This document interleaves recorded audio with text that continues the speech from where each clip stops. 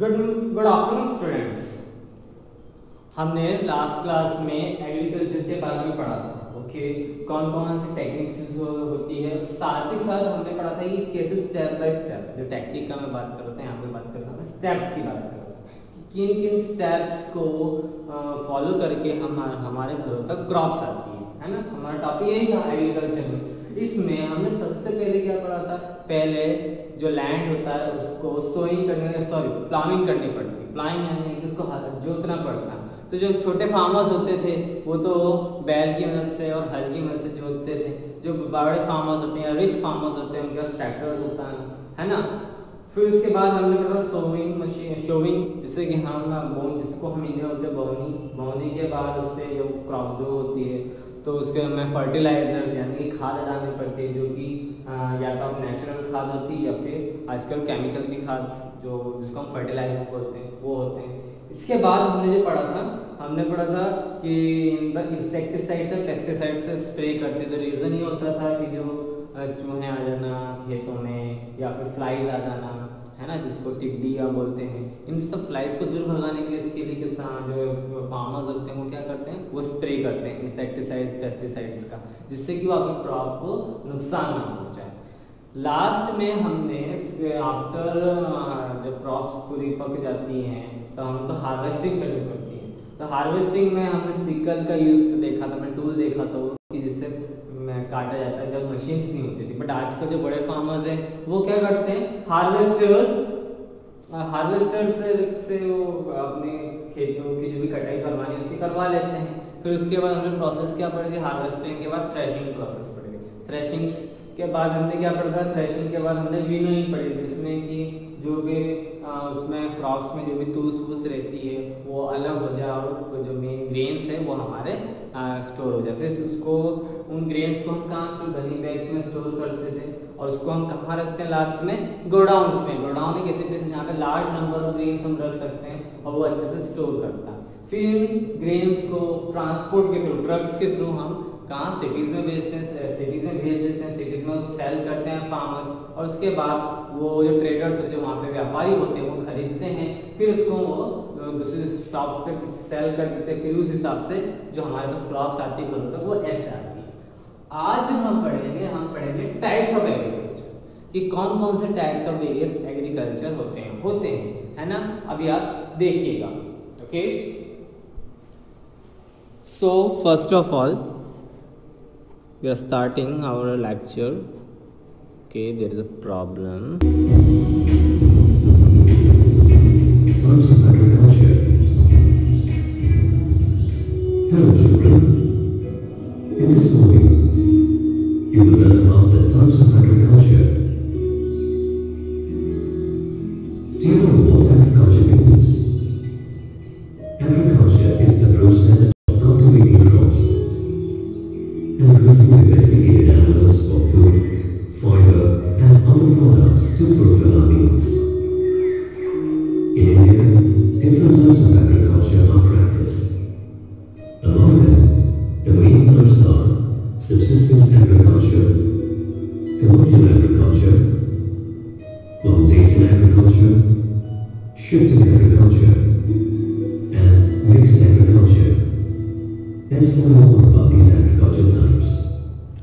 अब हमारे इंडिया में जो different types of agriculture process होती है उनमें से एक subsistence agriculture, commercial agriculture, plantation agriculture and shifting agriculture and mixed agriculture. इसके साथ साथ हम कुछ एनिमल्स भी डोमेस्टिकेट करते हैं, जैसे कि गाय हो गया, भैंसें हो गई, तो ये हमें क्या देती है, मिल्क देती है, और सारे जितने मिल्क प्रोडक्ट्स बनते हैं। इसके साथ साथ हम हैंड्स ग्रो करते हैं, तो जो कि हमारी पोल्ट्री फार्मिंग में काउंट होता है, जो कि हमें एग्स या मीट प्रोवाइड करते हैं। अब अगर एग्रीकल्चर में बात करें तो हमने ये पांचों के नाम पढ़े, subsistence, commercial, plantation, shifting and mixed agriculture. आइए इनको डिटेल में पढ़ते हैं क्या होता है ये। तो सबसे पहले जो हम पढ़ेंगे subsistence agriculture. And what is it, let's see. Subsistence agriculture, which is practiced by many rural farmers on their small lands. The term subsist simply means to support. Therefore, Subsistence agriculture means farmers cultivate crops to support or feed themselves and their families. They usually do not sell these crops in the local market. For the irrigation of these crops, farmers mainly depend on the monsoon. So, the failure of monsoon ruins the crop and makes the survival of the farmers and their families difficult. Farmers in Angola do not even use enough insecticides, pesticides and fertilizers.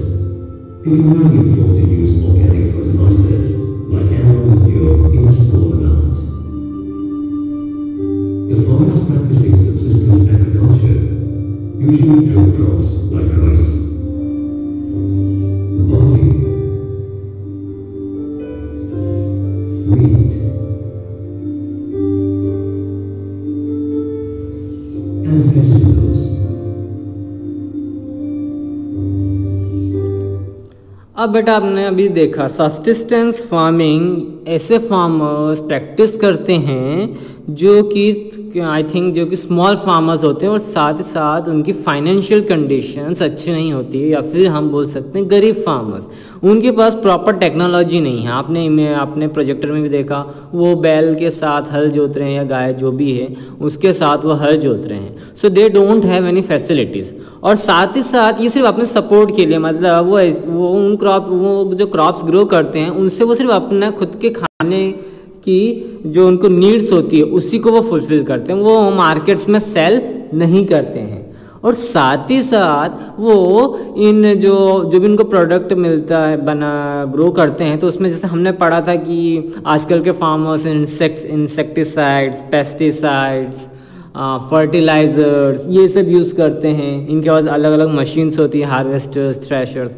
इनके पास ऐसी कोई facilities नहीं है, ना ही ये लोग insecticides, pesticides use करते हैं, ना कि फर्टिलाइजर्स यूज़ करते हैं। साथ ही साथ जो इनको फर्टिलाइजर जिसको हम खाद बोलते हैं, तो ये ऐसी खाद यूज़ करते हैं जो कि एनिमल के वेस्टेज यानी एनिमल डंग से बनती है। फॉर एन एग्जांपल से गाय का गोबर होता है, वो बहुत काफ़ी यूज़फुल होता है इन प्रिपेयरिंग द मैन्योर, जिसको हम मैन्योर बोलते हैं, फिर फर्टिलाइजर्स बोलते हैं।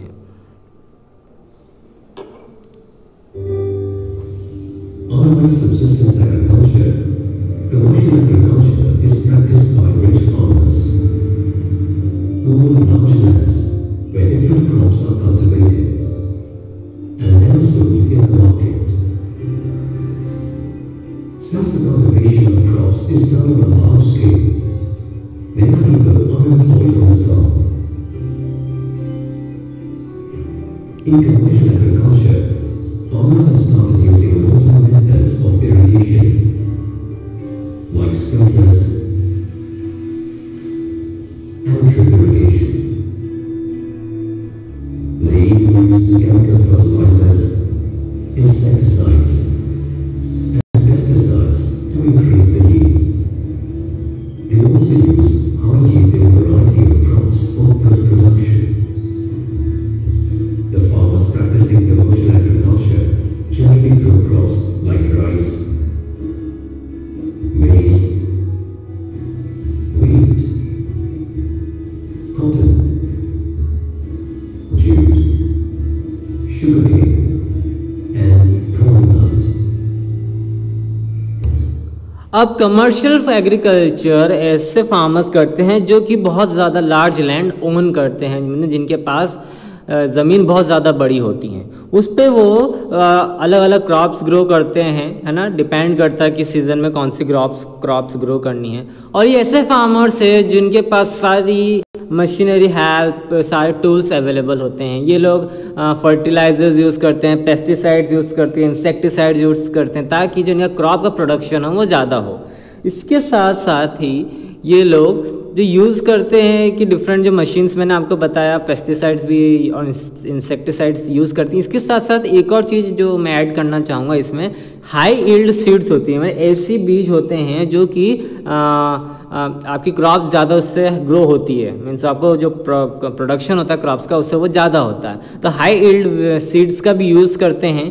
जिससे कि इनको क्रॉप प्रोडक्शन ज़्यादा से ज़्यादा मिले। अब ये कौन कौन सी क्रॉप्स ग्रो करते हैं, जिसमें वीट हो गया यानी गेहूँ, राइस चावल, मेज़ यानी कि मक्का, और उसके साथ कॉटन हो गया, कॉटन ग्रो करते हैं, डिफरेंट वेजिटेबल्स ग्रो करते हैं। सो दिस तो जो भी ये कुछ ग्रो करते हैं वो लार्ज स्केल में ग्रो करते हैं। साथ ही साथ ये ऐसे फार्मर्स होते हैं जो कि अपनी क्रॉप्स को सेल करते हैं। हमने सब्सिस्टेंस एग्रीकल्चर में क्या पढ़ा था, वो सिर्फ अपने लिए ही ग्रो कर पाते हैं, उसकी जो भी प्रोडक्शन होता है वो उनसे सिर्फ उनकी नीड्स ही सेटिस्फाई कर पाते हैं। But commercial farmers are the farmer जो कि मार्केट तक जो भी आपको जो क्रॉप्स मिलती है वो इनके थ्रू मिलती है ना, तो ये सेल आउट करते हैं।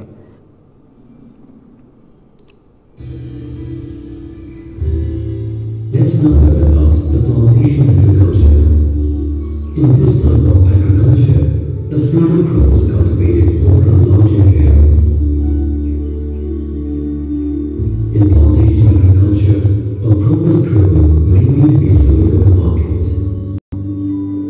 It is also exported to other countries, thereby earning good revenue for the country. Interestingly, crops cultivated in plantation agriculture are also supplied to industries to be used as a raw material. Some examples of the plantation agriculture crops cultivated in India are tea and coffee. अब बच्चों plantation agriculture is quite familiar to the commercial agriculture, but commercial agriculture में होता है क्या है कि जो भी क्रॉप्स ग्रो होती हैं वो हम विद इन द कंट्री रखते हैं ज़्यादातर crops. But plantation agriculture are the crop जो कि हम खुद तो हम यूज़ करते ही हैं, उन क्रॉप्स को उनको मिल्स में पहुंचा के उनमें कुछ चेंजेस ला के हम लोग उसको सेल आउट करते हैं। बट अपने कंट्री में भी सेल आउट करते हैं, मोर ओवर हम दूसरी कंट्रीज़ में भी इसको सेल आउट करते हैं। Like we can take the examples of tea and coffee. Tea and coffee जो हमारे इंडिया में जो प्लांटेशन एग्रीकल्चर का सबसे बड़ा एग्जाम्पल है, टी एंड कॉफ़ी, चाय और कॉफ़ी, है ना। ये ग्रो करते हैं, जो फार्मर्स ग्रो करते हैं बेसिकली आसाम और दार्जिलिंग में चाय ग्रो होती है, और जो in the southern part Kerala portion है वहाँ पर कॉफ़ी ग्रो होती है। तो ये सिर्फ with in the country export नहीं करते हैं, साथ ही साथ ये अदर कंट्रीज़ में भी एक्सपोर्ट करते हैं। और साथ ही साथ ये ऐसी चीज़ें जो कि हम खाने के फॉर्म में ना, मतलब खाने के फॉर्म में हम यूज़ नहीं करते हैं। चाय और कॉफ़ी आप खाने के फॉर्म में यूज़ नहीं करते हो, आप एज ए बीवरेज ड्रिंक की फॉर्म में यूज़ करते हो। सो प्लांटेशन एग्रीकल्चर का आपने ये देखा अभी। Let us now learn about the type of agriculture called shifting agriculture. It is practiced only in forests. It is also known as shifting cultivation. In shifting cultivation, a small area of a forest is cleared and cultivated for a short period of time. Once the crops are harvested, the land is abandoned for some time, until the fertility of the land is restored naturally by the growth of natural vegetation. Meanwhile, another area in the forest is cleared and used for cultivation. Shifting agriculture is also known as dual cultivation in some regions of the country. The crops commonly grown in shifting agriculture are rice, maize, and vegetables. और बेटा जो next agriculture आता है इसमें आता है आपका shifting agriculture. इसको हम झूम कल्टीवेशन के नाम से भी जानते हैं। और मैं आपको बता देता हूँ कि ये कौन कौन सी जगह पे, जैसे कि आपने नॉर्थ ईस्टर्न पार्ट आपने सुना होगा इंडिया का, जैसे कि आसाम है, नागालैंड है, अरुणाचल है, तो वहाँ पर इस टाइप की एग्रीकल्चर की प्रैक्टिसिंग ज़्यादा की जाती है। होता क्या है कि इसमें जो फॉरेस्ट एरिया होता है ना, जंगल एरिया, उसको जितना भी इनको जितना भी लैंड इनको रिक्वायर्ड होता है उसको वो क्लियर कर देते हैं, वहाँ से वो पेड़ वेड़ सब काट देते हैं। फिर वहाँ पर ये क्रॉप्स ग्रो करते हैं एक सीजन, यानी 6 महीने का जो एक अप्रॉक्सीमेटम सीजन मानते हैं क्रॉप्स का, उस दौरान। अब उस दौरान उन्होंने क्रॉप्स ग्रो करी, फिर उसको 6 महीने के लिए उस लैंड मतलब क्रॉप्स ग्रो कर ली, काट ली, फिर उसके बाद जो प्रोडक्ट मिल गया वेल एंड गुड, उसके बाद उस एरिया को वो लोग छोड़ देते हैं और फिर किसी दूसरे एरिया में जंगल के किसी दूसरे इलाके को खाली करते हैं, फिर वहाँ पर बाकी के 6 महीने वहाँ क्रॉप्स ग्रो करते हैं। बाय द टाइम जो ये 6 महीने जो पहले वाला जो लैंड एरिया इन्होंने कल्टीवेट किया था, तो वहाँ पर ये लोग उस लैंड को ऐसे ही छोड़ देते हैं। इससे होता है क्या कि जो ज़मीन का जो भी न्यूट्रिएंट वैल्यू होता है वो वापस से रीगेन हो जाता है। तो ये ऐसे ये लोग एग्रीकल्चर शिफ्ट करते रहते हैं बाय चेंज, जैसे जैसे सीजन चेंज होता है 6 मंथ का, उस हिसाब से ये लोग जो फील्ड है इनका, जो क्रॉप फील्ड है, वो इंटरचेंज करते रहते हैं। ओके, ये इस टाइप का एग्रीकल्चर को हम शिफ्टिंग एग्रीकल्चर बोलते हैं, और which is also known as jhum agriculture. We will now learn about a unique type of agriculture called mixed agriculture or mixed farming. In this type of agriculture, farmers use their fields for growing various crops and rearing livestock, such as cows and buffaloes. The crops commonly grown in mixed agriculture are wheat, barley, and oats. Some farmers even grow turnips, potatoes, peas, and beans. अब जो next agriculture होता है mixed agriculture, इसमें farmers various crops भी grow कर सकता है, जैसे कि आपने भी इमेजेस देखी टर्निप्स की, पोटैटोज की, पीस की, बीन्स की, वीट, मेज, they can grow many other crops. और इसके साथ साथ मिक्स एग्रीकल्चर में साथ साथ ही पशुपालन यानी कि एनिमल्स को भी डोमेस्टिकेट करते हैं, है ना, जिसमें इनके कैटल्स होते हैं, जैसे काव हो गया, है ना, गाय हो गई, भैंस हो गई, इनके साथ साथ इन दोनों चीज़ों पे ये लोग ध्यान देते हैं, as well as growing crops and as well as rearing the cattle as well.